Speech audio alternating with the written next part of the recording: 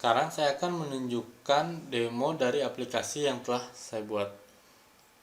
Pertama-tama kita akan login sebagai manajer bagian yang bertanggung jawab dalam pengembangan aplikasi di dalam pemerintah Kota Bandung. Lalu berikut adalah tampilan awal dari aplikasi ini.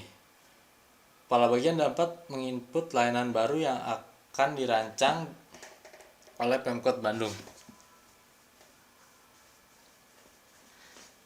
Dan berikut adalah form input layanan baru. Kita contohkan kali ini yaitu aplikasi pengajuan dan pendataan logistik. Dan terdapat input tanggal, pengembangan, dan prioritas dalam perancangan aplikasi ini. Jika sudah selesai, kita dapat mengklik OK. Setelah berhasil, maka akan keluar notifikasi input DIME telah berhasil.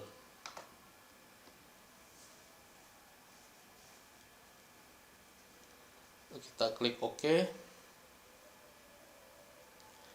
Kemudian kita akan ke manajemen RKA dan membuat anggaran. Anggaran ini nantinya akan diajukan kepada manajer keuangan. Anggaran ini sendiri berisi layanan apa saja yang akan diajukan untuk dirancang oleh bagian penelitian dan pengembangan. Sudah terdapat satu rencana strategis yaitu pengembangan infrastruktur. Lalu kita akan menginputkan layanan yang sebelumnya telah dibuat untuk dirancang, sudah diinputkan untuk dirancang, maka kita akan menginputkan aplikasi tersebut ke dalam rencana anggaran ini.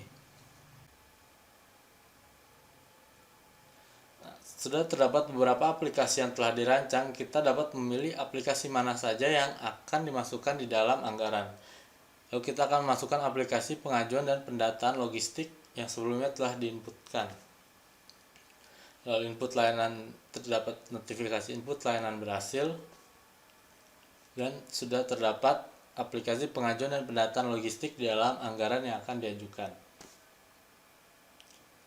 Kita dapat melihat detail dari anggaran yang akan diajukan.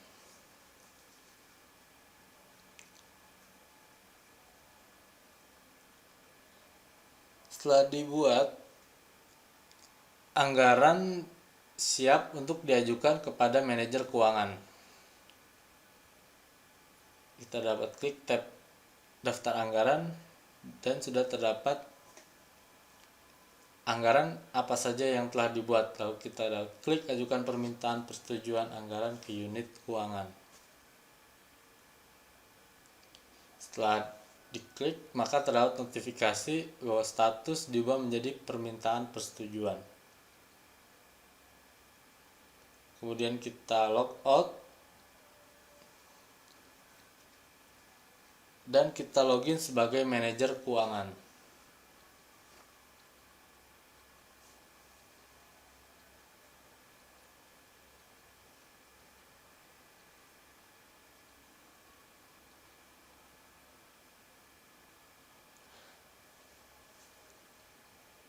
Sudah terdapat satu notifikasi permintaan persetujuan anggaran. Lalu kita klik notifikasi tersebut, dan anggaran yang sudah diajukan oleh kepala bagian dapat dilihat oleh manajer keuangan, dan manajer keuangan memutuskan apakah disetujui atau tidak anggaran yang sudah diajukan tersebut. Jika disetujui, maka dapat klik setujui anggaran. Lalu status anggaran berubah menjadi disetujui.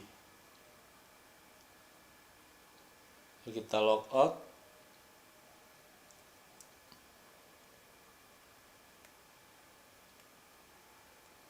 Dan kita login kembali sebagai kepala bagian untuk melihat apakah anggaran tersebut sudah disetujui atau belum.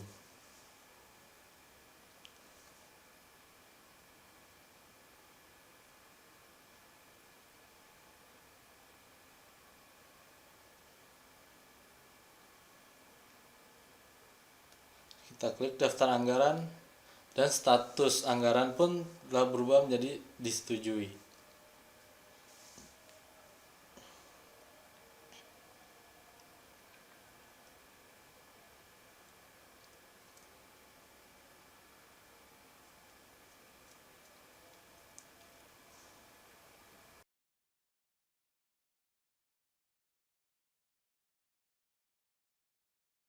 Kita log out.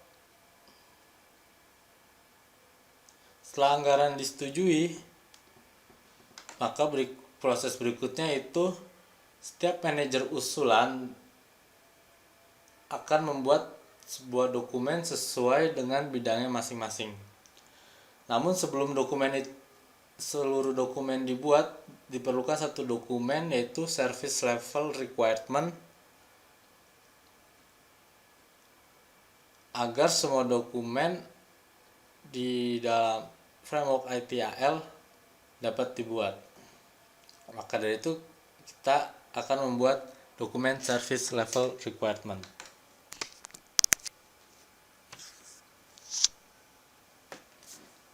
Kita akan login sebagai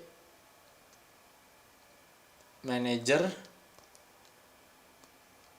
yang bertugas untuk mengisi dokumen Service Level Requirement. Sudah terdapat notifikasi layanan yang akan dikembangkan dan terdapat aplikasi yang sudah diajukan, yaitu aplikasi pengajuan dan pendataan logistik. Lalu kita klik,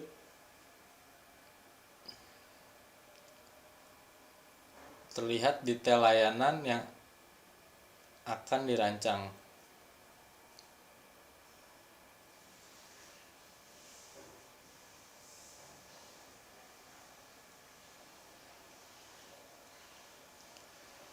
Dan berikut adalah dokumen-dokumen framework ITIL versi 3 yang akan dirancang oleh setiap manajer yang bertanggung jawab.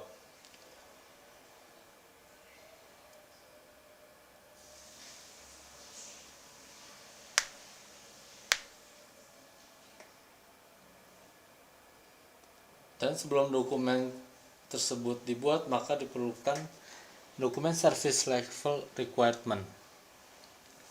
Kali ini kita akan membuat dokumen Service Level Requirement. Lalu kita klik edit dokumen.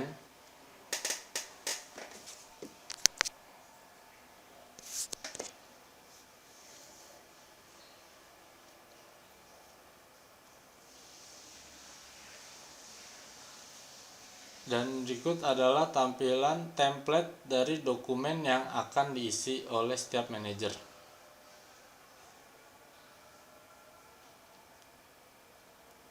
Sudah terdapat cover, lembar pengesahan, dokumen kontrol, daftar isi, pihak yang terlibat, dan berikut adalah form yang harus diisi oleh setiap manajer.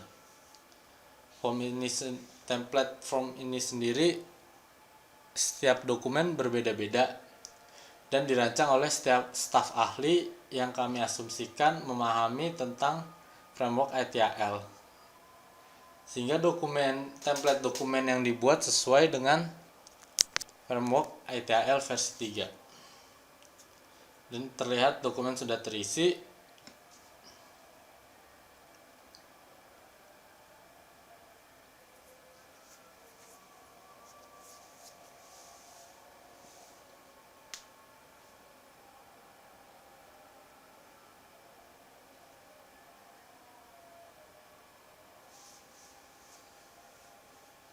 Dan sudah diisi, kita bisa menyimpan perubahan dokumen. Dan status pun berubah menjadi telah berhasil disimpan. Kita klik OK. Setelah itu, maka status berubah menjadi disetujui. Kita dapat melihat detail dokumen yang telah dibuat. Setelah itu kita akan memvalidasi dokumen tersebut, yaitu dengan klik print dan tercetak lembar persetujuan. Setelah itu lembar persetujuan yang telah disimpan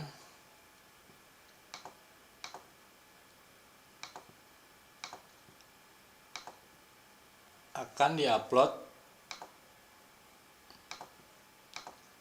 untuk memvalidasi dokumen service level requirement. Lalu kita upload file lembar persetujuan yang telah dibuat.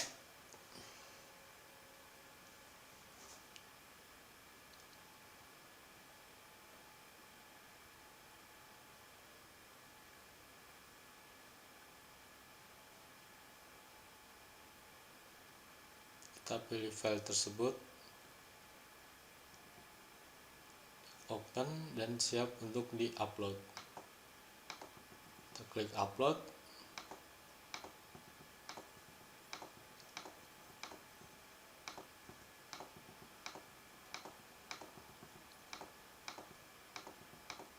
Dan status dokumen berhasil diubah menjadi telah divalidasi. Ya.